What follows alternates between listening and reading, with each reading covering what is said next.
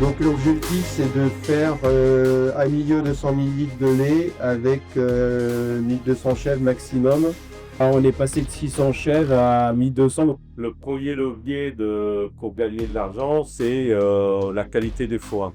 L'impact de la qualité des fourrages m'impacte de 600 grammes de lait si je modifie pas ma race. Donc on vaccine là-dessus la pastorellose, la crève-cul. J'ai vacciné que nos chevrettes. Et là, on est reparti depuis l'an dernier on a revacciné tout le monde sur un protocole. Ok, bon, c'est un budget, hein, mais bon, après, quand on voit que ça y coule des jets de pieds infectés, Sélectionnez des colostrums de qualité. Donc, ceux qui mesurent les colostrums, vous efforcez d'avoir des bons colostrums du carrière 24 brix. Donc, attention à votre matériel de cuvée, comment vous collectez les colostrums, comment vous les donnez. N'essouillez vos colostrums et donc vous détériorez vos beaux colostrums. Attention aussi à vos litières, à la manipulation au niveau des chèvres.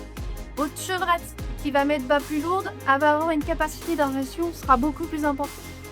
L'idée c'est vraiment maximiser de quoi de vos chevrettes. À partir du moment où vous sollicitez le système immunitaire, c'est de l'énergie. Il faut vraiment penser à ce socle de base, énergie, protéines et adéquation entre les deux pour pouvoir couvrir l'ensemble des besoins d'un animal.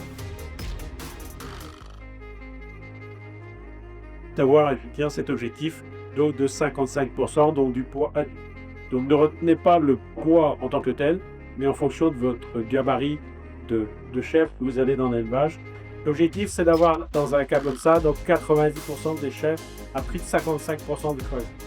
Donc ça veut dire que tout ce qui va être chevrette, je dirais légère, et il faut prendre une décision, soit on les élimine, soit effectivement on retarde entre guillemets la mise à la repos. On a identifié vraiment 4 moments d'opportunité. Donc la phase démarrage chevrette, notre phase 0 à mois, notre phase performance, phase actée, et puis je dirais notre gestion du post-sevrage. Ensuite, je dirais ces phases optimales de croissance, notre phase 4-7 mois.